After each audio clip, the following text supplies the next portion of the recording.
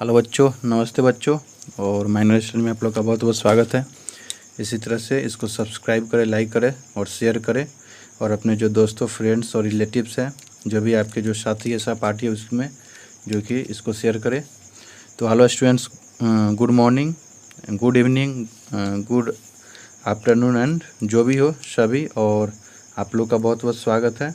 तो पीछे लेक्चर में हम लोगों ने जो कि इंडोप्लाज्मिक रेटिकुलम तक बात कर लिया था, और आज हम लोग को जो कि फंक्शन से बात करना है। तो हेडिंग डालना है फंक्शन में, देखेंगे जो कि हम लोग ऑर्गेनोइड्स और ऑर्गेनलेस के बारे में पढ़े थे, जो कि सेंट्रोसोम में थोड़ा बता दूं पीछे का, जो कि 2 में था, जो कि हमने पढ़ा था। जो जितने भी जैसे हमने बताया था अगले लेक्चर में हम लोग centrosome, endoplasmic reticulum, ribosome, mitochondria, Golgi complex, lysosome, इस सभी के बारे में डिटेल में पढ़ेंगे। तो ऑर्गेनोइड्स और ऑर्गेनलेस में हम लोग जो कि सेंट्रोसोम और इंडोप्लाज्मिक रेटिकुलम तक देख लिया था, और आज हम लोग को जो कि फंक्शन से बात करना है। तो हेडिंग डालना है फंक्शन, और इसमें हम लोग देखेंगे बच्चों। और आई होप आप लोग अच्छे होंगे, जो कि थोड़ा बरसात का भी मौसम आ गया है, तो थोड़े अपने आप को अच्छे से बचा कर रखें। तो फंक्शन से स्टार्ट करते हैं। फंक्शंस, FUNCTI फंक्शंस, और इसमें जो कि फंक्शंस में हम लोग फर्स्ट पॉइंट डालेंगे, जो कि इसमें हम वो फर्स्ट लिख सकते हैं, जो कि जैसे exchange of material,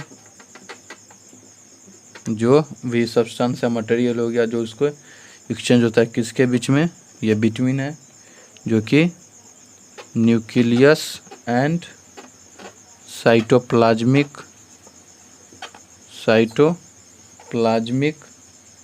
takes place, जो कि जिस भी कोई भी मटेरियल का जो एक्सचेंज होता है तो किसके बीच में, जो कि न्यूक्लियस और साइटोप्लाज्मिक के बीच में exchange of material between nucleus and cytoplasmic takes place.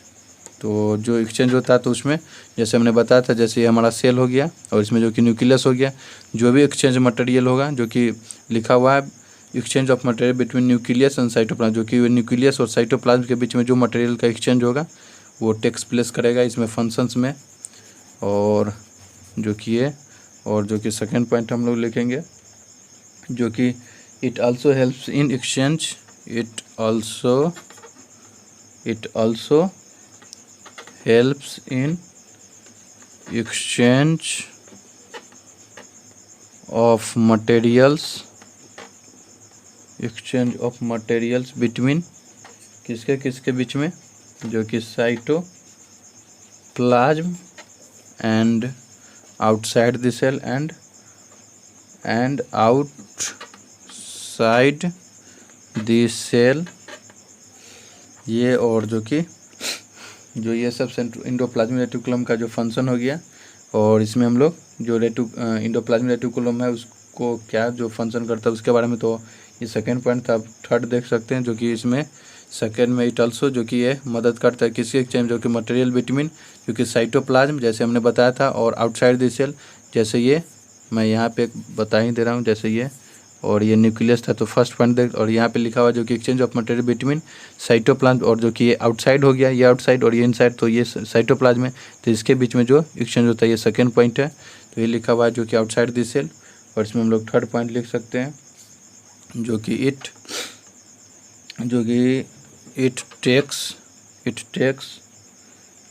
Part in protein synthesis, जो कि ये किसमें, जो कि हमारा प्रोटीन सिंथेसिस होता है उसमें भी ये अपना रोल अदा करता है। तो SYNTHESIS।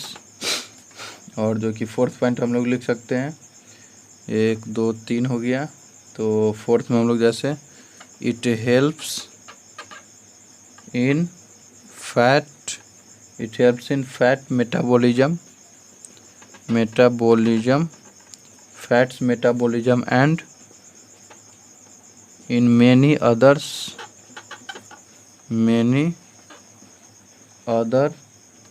oxidation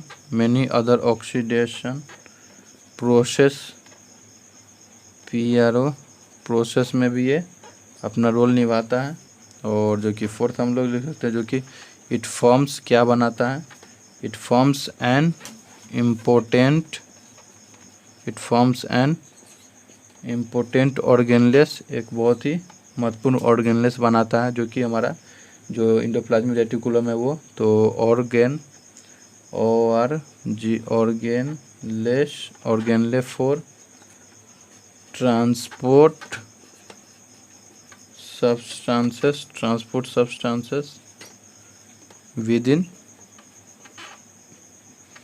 within the cell and to the Golgi complex।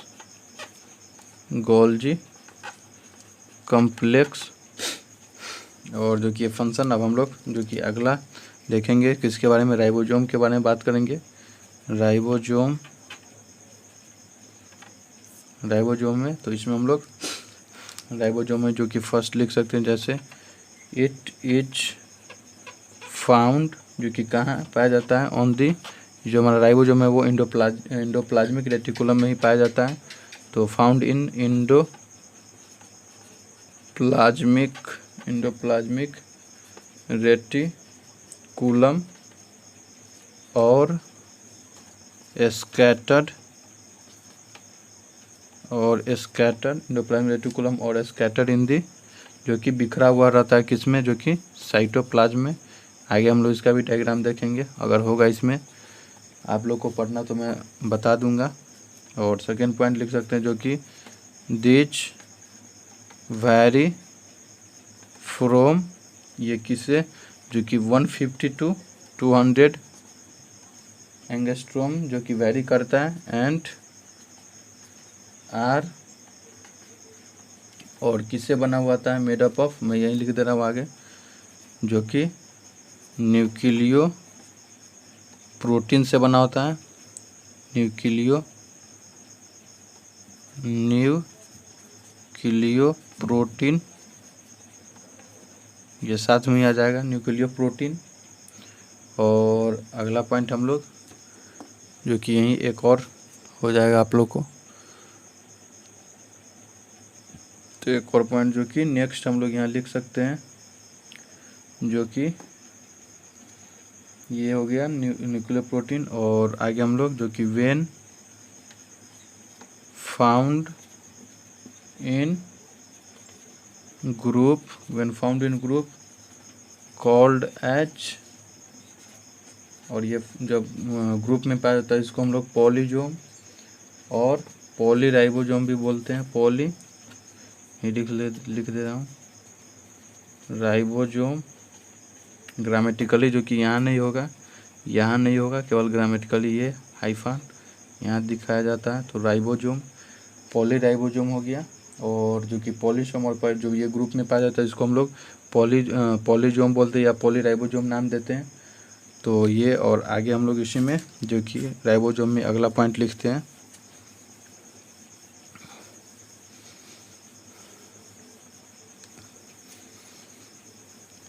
और बच्चों अभी हमने बताया था कि हम लोग को जो सिलेबस है वो पूरा करना है। जैसे सपोज डेट आपको अगर मिठाई बनाना है तो मिठाई बनाने के लिए जितने भी सामग्री है वो ज़रूरत होगा, लेकिन उसमें से हम जो चीनी है वो हटा देंगे तो वो पूरा अच्छी तरह से जो स्वादिष्ट होता है वो नहीं बन पाएगा। इसी तरह से आप समझ सकते हैं बच्चों, जो कि बोर्ड ने बताया, जो कि और सिलेबस काटा गया है, लेकिन अगर अच्छी तरह से आप नहीं पढ़ेंगे तो आज नहीं कल आप लोग को वो पढ़ना पड़ेगा या आगे भुगतना पड़ेगा। तो इसलिए मैं जो कि टोटल है वो आप लोग को प्रोवाइड करूँगा।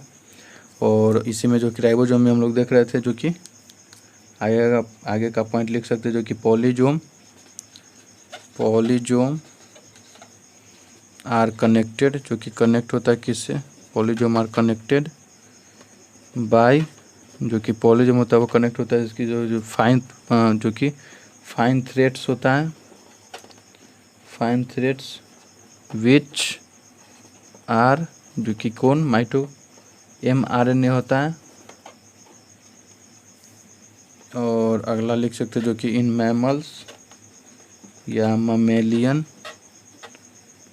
जो कि इरिथ्रोसाइट्स होता है, erythrocytes in mammalian erythrocytes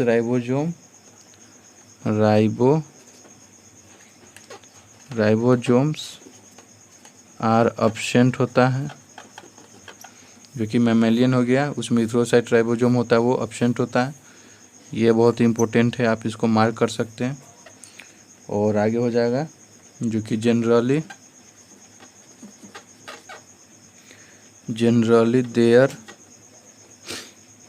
there are, जो कि 2 टाइप का होता है, 2 टाइप्स ऑफ राइबोसोम। जनरली जो कि 2 टाइप्स का राइबोसोम पाया जाता है, जो कि हमने डिस्कस किया था, जो कि रफ हो गया, एक फाइन हो गया। तो ये और ये भी होता है। और जो कि इसका जो अगर यूनिट में लिखे जो कि 70S एंड 80S हो जाएगा। ये 2 का होता है, ये आप लोग जब सीनियर होंगे तो ये डिटेल में आप लोग को पढ़ाया जाएगा। तो 80S हो गया, 70S एंड 80S। ये एस है, जो कि मैं इस तरह से 70S और एंड 80S यानी 8S, ये एक यूनिट होता है, एस का नाम यूनिट है।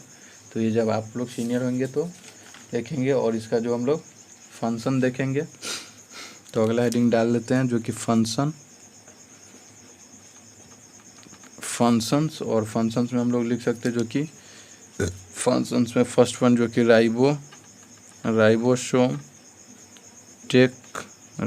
Take part in protein synthesis. जो कि राइबोसोम वो किसमें, जो कि प्रोटीन सिंथेसिस होता है, उसमें अपना रोल अदा करता है।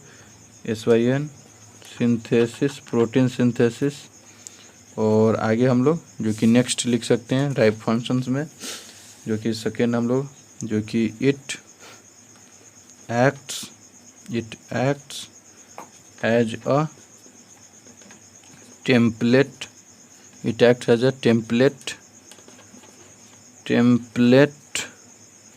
as it brings together the components required for protein synthesis। तो लिखा हुआ है जो कि फंक्शंस में इट एक्ट, जो कि कैसे जो टेम्पलेट होता है उसकी तरह ये बिहेव करता है। और ये को जो एक साथ किसको लाता है, जो कि कंपोनेंट्स रिक्वायर्ड होता है किसके, प्रोटीन सिंथेसिस में, उससे ये सभी को इकट्ठा करता है। और नेक्स्ट हम लोग लिख सकते हैं जो कि इट हैज प्रोटेक्टिव, जो कि इसके पास इट हैज प्रोटेक्टिव फंक्शंस होता है, फंक्शंस। और अगला हम लोग जो कि माइटोकॉन्ड्रिया के बारे में बात करेंगे। तो अगला हेडिंग डालते हैं जो कि माइटोकॉन्ड्रिया, COC। और बता दो बच्चों, हम लोग अभी बहुत पीछे चल रहे हैं जो कि सिलेबस के हिसाब से, तो हम लोग को थोड़ा स्पीड अप ग्रो अप करना पड़ेगा जो कि हमारे सिलेबस को पूरा करने के लिए। तो ये हो गया माइटोकॉन्ड्रिया। और माइटोकॉन्ड्रिया में हम लोग देखेंगे जो कि इट इज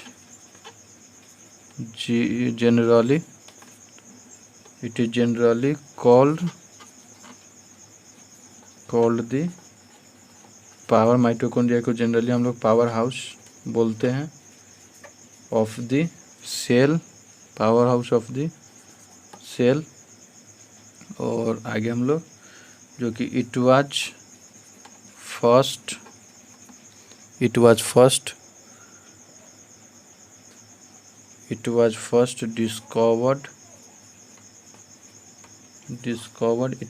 डिस्कवर्ड किसके द्वारा डिस्कवर्ड किया गया था, जो कि एक था डिस्कवर्ड बाय कोलिकर 1880 में जो कि डिस्कवर्ड किया था। और बेंडा जो साइंटिस्ट था वो, तो इसी में हम लोग लिख लेते हैं बेंडा, जो कि 1898 में, बेंडा 1898 में, जो कि कॉल्ड दीज, जो ये स्ट्रक्चर होता है माइटोकॉन्ड्रिया का, उसको स्ट्रक्चर्स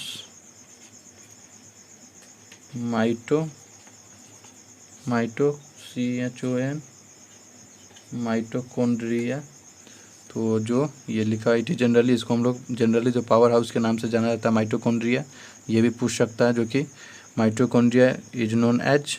तो power house of the cell it was first discover, जो कि पहले जो कि कोलिकर डिस्कवर किया था, और बेंडा जो था जो स्ट्रक्चर दिया माइटोकॉन्ड्रिया का, तो Benda called this structures mitochondria, जो कि स्ट्रक्चर था उसको माइटोकॉन्ड्रिया बोला गया।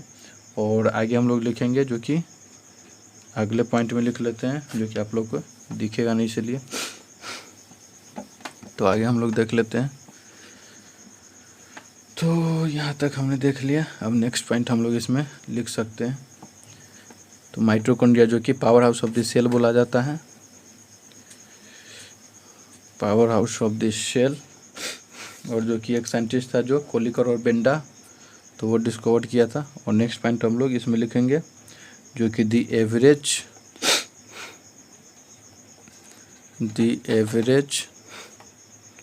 साइज, जो एवरेज साइज होता है इज जनरली लगभग कितने के बीच में, तो जनरली जो कि बिटवीन 3 to 4 माइक्रोन्स हो जाता है। और आगे लिख सकते हैं, जो कि इट इज डबल मेम्ब्रेन होता है, इट इज डबल मेम्ब्रेन्यूअस लिख सकते हैं, MEMBRANEOUS membranes, double membranosus structure, structure, double membranosus structure. और आगे जो कि डबल मेम्ब्रेनियस स्ट्रक्चर हो गया डबल। और जो कि नेक्स्ट हम लोग, जो कि दैट इज आउटर मेम्ब्रेन,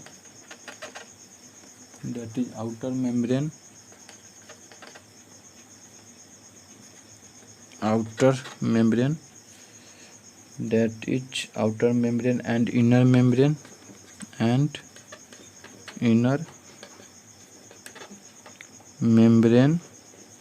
जो कि it is double membranous structure, that is outer and inner membrane। और नेक्स्ट हम लोग लिख सकते हैं, जो कि the space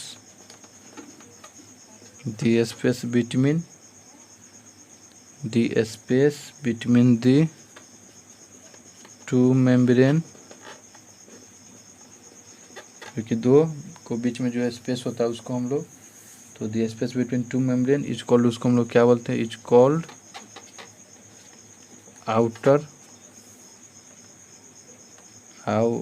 आउटर चेम्बर, जो कि 40 to 80 एंगस्ट्रॉम हो जाएगा। और नेक्स्ट हम लोग लिख सकते हैं, जो कि द इनर मेम्ब्रेन,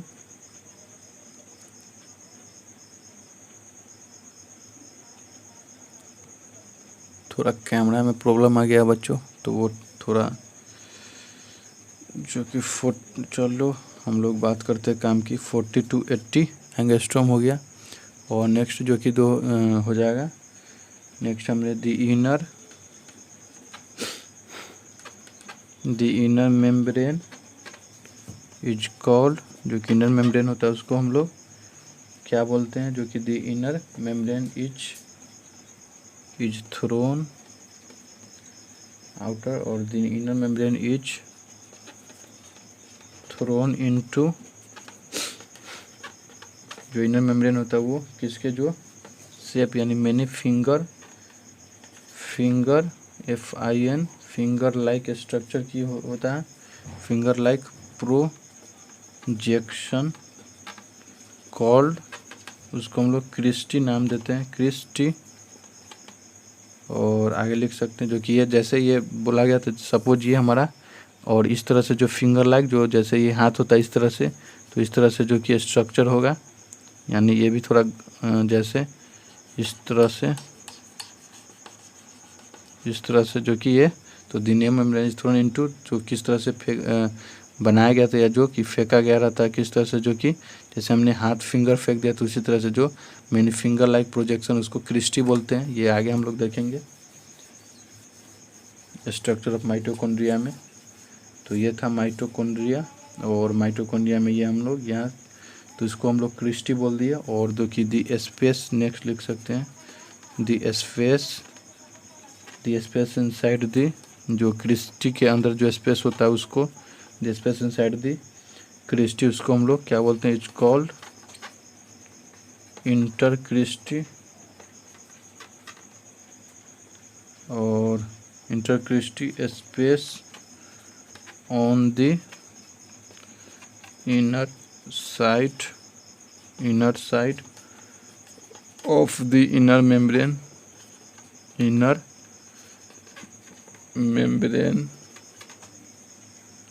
और इनर मेम्ब्रेन माइन्यूट हम लोग पहले लिख लेते हैं बच्चों, उसके बाद हम लोग समझते हैं पार्टिकल्स, नहीं तो मैं भूल जाता हूँ। पार्टिकल्स आर प्रेजेंट, उसको हम लोग जो कि एलिमेंट्री पार्टिकल्स बोलेंगे तो लिखा दिया स्पेस इनसाइड दी, जो कि जो हमने देखा था ये यहाँ पे जो अंदर का जो फिंगर है वो क्रिस्टी बोलते थे, क्रिस्टी के अंदर जो स्पेस होता है उसको इनसाइड दी, जो कि cristae is called the inter cristae, और inter cristae space on the inner side of the inner membrane minute, जो कि अंदर से जो इंटर क्रिस्टी हो गया जो कि इनर साइड वाला, उसमें भी जो कि माइन्यूट पार्टिकल्स होता है छोटी छोटी, हम लोग अगर आगे देखेंगे जो कि डायग्राम में डिस्कस करेंगे, उसको हम लोग एलिमेंट्री पार्टिकल्स बोलते हैं। और एक और लास्ट पॉइंट हम लोग इसमें लिख ही लेते हैं, जो कि it is also called as, जो कि इट इज क्या बोलते हैं इसको, also called as electron transport particles. ये आप जब 11th में जाएंगे बच्चों तो इसके बारे में एकदम जो कि इलेक्ट्रॉन ट्रांसपोर्ट के बारे में एकदम डिटेल में एक डायग्राम है और एक चैप्टर भी उसी में, जो एक चैप्टर उसमें आ जाएगा इलेक्ट्रॉन ट्रांसपोर्ट। तो आपको जितना भी जानना है उतना आवश्यक है उतना ही जाने तो बेहतर रहेगा, जो कि it is also called as electron transport particles ATP। और आगे हम लोग फंक्शंस के बारे में बात करेंगे, तो ये हो गया। और आगे हम लोग माइटोकॉन्ड्रिया की फंक्शंस के बारे में बात करते हैं बच्चों। और जो कि माइनर स्टडी को बच्चों ज़्यादा से ज़्यादा अपने दोस्त जो रिलेटिव्स है, जो अपने सहपाठी है उसमें शेयर करें। और अगर आपको ये जो लेक्चर हम लोग पढ़ रहे हैं अगर अच्छा लगे तो इसको सब्सक्राइब ज़रूर कर लेना। ये कोई भार नहीं है या ज़बरदस्ती नहीं, अगर आपको ये अच्छा लगे तो आप सब्सक्राइब कर सकते हैं, नहीं तो कोई बात नहीं। और जो कि फंक्शंस, माइटोकॉन्ड्रिया की फंक्शंस के बारे में बात करेंगे। तो जैसे मैं आप लोगों को समझा दूँ, जैसे मैंने माइटोकॉन्ड्रिया लिखा तो उसके बाद फंक्शन, तो ये माइटोकॉन्ड्रिया का ही फंक्शन हो गया, आपको ध्यान में रखना है, नहीं को इधर उधर नहीं जाना है। तो फंक्शंस हो गया, जो कि माइटोकॉन्ड्रिया देखा तो उसके हम बाद फंक्शंस में इसका देख लेते हैं। तो फंक्शंस में फर्स्ट पॉइंट लिख सकते हैं, जो कि फंक्शंस में प्रोडक्शन, ये डी थोड़ा ब्लर हो जाता है, प्रोडक्शन ऑफ एनर्जी जो फॉर्म होता है in the form of ATP। तो उसके बाद during cellular respiration in mitochondria energy rich ATP is formed. मैं पहले लिख ले रहा हूँ, उसके बाद मैं आपको समझा रहा हूँ बच्चों। डरने की न डरने की बात है, न घबराने की, आराम से धीरे धीरे हम लोग पढ़ते चलेंगे। तो which are stored in mitochondria, और मैं पिछले लेक्चर में बताया करता था बच्चों, ये आपको अगर पढ़ना है तो आप साथ में पेन कॉपी लेकर बैठे तभी आपको फ़ायदा होगा, नहीं तो वरना आप नहीं देख सकते हैं, क्योंकि दूसरे चैनल पर जा सकते हैं, दूसरे जो कि बहुत सारा है आप उस पर जा सकते हैं। नीडेड तो फंक्शंस हो गया, फंक्शन में जो कि प्रोडक्शन ऑफ एनर्जी दी, जो माइटोकॉन्ड्रिया, वो हम लोग जो माइटोकॉन्ड्रिया उसको नाम दिया था, जो कि power house of the cell. और जो कि ये जो माइटोकॉन्ड्रिया वो एनर्जी प्रोड्यूस करता है किसके फॉर्म में, जो कि ATP होता है, एडिनो ट्राइफॉस्फेट इसका फुल फॉर्म, आगे आप जाएंगे जो कि आप डिटेल में पढ़ेंगे। तो ड्यूरिंग सेलुलर रेस्पिरेशन, जब हम लोग सांस जो हमारा रेस्पिरेशन चलता है उसके बीच में जो एक्सचेंज ऑफ एनर्जी होता है उसको हम लोग माइटोकॉन्ड्रियल एनर्जी रिच, जो कि एटीपी के फॉर्म में होता है। और उसी समय जो हम लोग रेस्पिरेशन करते, जब इसको आगे जाएंगे तो इसको रेस्पिरेशन में पढ़ेंगे। तो रेस्पिरेशन में जब हम लोग जो हमारा उसी समय जो एक्सचेंज होता है एनर्जी का, उस समय एक्सचेंज होता है, उसी समय बनता भी है। तो ATP is found which are stored in, जो कि किस में जो बनता है उसमें जो माइटोकॉन्ड्रिया में स्टोर होता है, और वो बाद में जब हमारे आवश्यकता के हिसाब से जो कि वो बाद में यूज होते रहता है। तो ये और जो कि फंक्शन और बी में हम लोग यानी सेकेंड पॉइंट हम लोग लिख सकते हैं, जो कि हेल्प्स इन सेलुलर, जो कि ये हेल्प करता है सेलुलर रेस्पिरेशन में, respiration RESPIRATION respiration by providing enzyme ENZY enzymes. और इसमें हम लोग लिख सकते हैं जो कि helps in cellular respiration by providing enzyme के थ्रू ये सेलुलर रेस्पिरेशन में अपना योगदान देता है। तो इसमें हम लोग ऑल यहाँ से मैं लिख दे रहा हूँ, जो कि स्पेस हम लोग का बचेगा। ऑल थॉज, जो कि एंजाइम्स हो गया, enzymes found outside the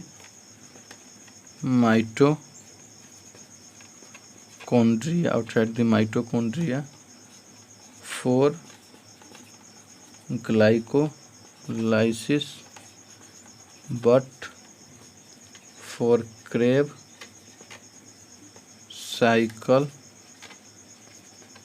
Krebs cycle enzymes are found in mitochondria, जो कि माइटोकॉन्ड्रिया में एक प्रोसेस चलता है,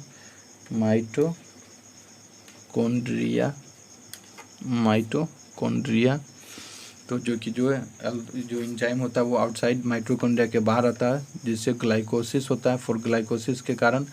और बट फॉर जो कि क्रेब्स साइकिल एक चलता है enzyme, Krebs cycle enzyme are found in, जो हमारा क्रेब्स साइकिल एक होता है ये भी आपको पढ़ाया जाएगा। Enzyme are found in mitochondria में एक क्रेब्स साइकिल, लेकिन जो ग्लाइकोलोसिस होता है वो हमारे माइटोकॉन्ड्रिया के बाहर होता है, यही इसमें लिखा हुआ है। तो enzyme found outside the mitochondria for, जो कि ग्लाइकोसिस के लिए जो एंजाइम होता है वो माइटोकॉन्ड्रिया में नहीं, माइटोकॉन्ड्रिया के बाहर पाया जाता है। और ये और जो कि सी हम लोग जो कि सी में लिख सकते हैं अगला। आई होप यहाँ हो जाए लगभग। तो यहाँ से हम लिख लेते हैं जो कि स्पेस बचे, ये सी हम लोग देख रहे हैं। तो helps in lipid, LIPID, lipid, helps in LIPID, lipid helps in lipid synthesis, ये लिपिड सिंथेसिस में मदद करता है। तो हेल्प्स इन लिपिड सिंथेसिस, और इसमें हम लोग लिख सकते हैं जो कि एंजाइम्स विच कंट्रोल, जो एंजाइम होता है वो कंट्रोल करता है the synthesis of lecithin,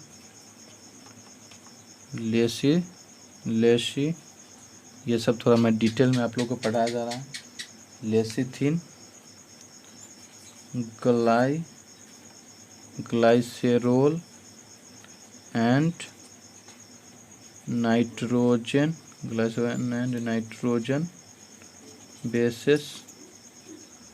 bases are present in mitochondria।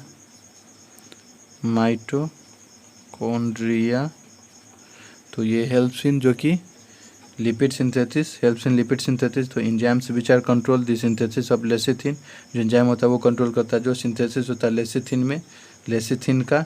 और जो glycerol and nitrogen bases are present mitochondria, तो जो लेसिथिन जो ग्लाइसोरेल और नाइट्रोजन बेसेस होता है वो जो बेस हो गया, ये कंपाउंड होता है, यानी कंपाउंड नहीं बेस, जो एक सब्सटेंस हो गया वो माइटोकॉन्ड्रिया में प्रेजेंट है, इसी के कारण जो कि लिपिड सिंथेसिस होता है। और आगे जो कि एक और पॉइंट है हम यहाँ नोट कर लेते हैं, और अगले लेक्चर में हम लोग जो कि डायग्राम के बारे में बात करेंगे। तो एक और पॉइंट है, मैं जल्दी से आप लोग को नोट करा देता हूँ बच्चों। तो जो नेक्स्ट पॉइंट हम लोग बात कर रहे थे, जो कि एक और लास्ट हो गया, जो कि हेल्प्स, जो कि माइटोकॉन्ड्रिया का जो फंक्शन के बारे में हम लोग देख रहे थे, जो कि helps in fatty acid elongation, helps in fatty acid elongation यानी बढ़ना होता है, बड़ा होना। और इसमें हम लोग लिख सकते हैं जो कि generally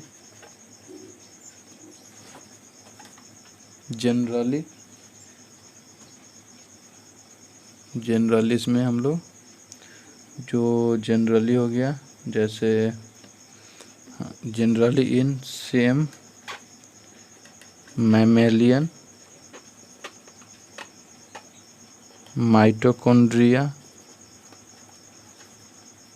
mitochondria's enzymes take part in elongation of fatty acid। ये हो गया जो कि helps in fatty acid elongation, जो कि ये मदद करता है जो फैटी एसिड होता है उसको बड़ा बनाने में, यानी उसका जो चेन होता है उसको बड़ा। तो जनरली सेम मैमेलियन, जो सेम मैमेलियन होता है उसमें माइटोकॉन्ड्रिया एंजाइम होता है, वो किस में पार्ट करता है, जो कि इलोंगेशन ऑफ फैटी एसिड में ये अपना रोल अदा करता है। जो फैटी एसिड इलोंगेशन या फोर्थ पॉइंट, जैसे जनरली सेम जो सेम मैमेलियन होता है उसमें जो माइटोकॉन्ड्रिया एंजाइम होता है, माइटोकॉन्ड्रिया में जो एंजाइम पाया जाता है वो जो कि फैटी एसिड को जो चेन होता है फैटी एसिड का उसको लंबा जो बढ़ाने में काम करता है। तो आई होप बच्चों आप लोग को अच्छी तरह से समझ में आई होगी।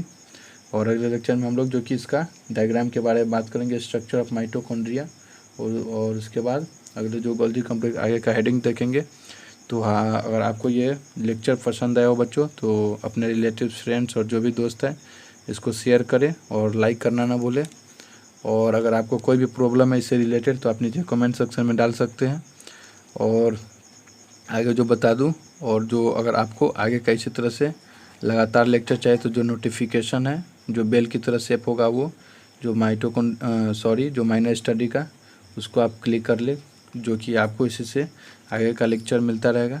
तो नमस्ते बच्चों, अगले लेक्चर में हम लोग फिर से मिलते हैं, जो कि माइटोकॉन्ड्रिया का डायग्राम है, स्ट्रक्चर, उसके बारे में। तो नमस्ते बच्चों।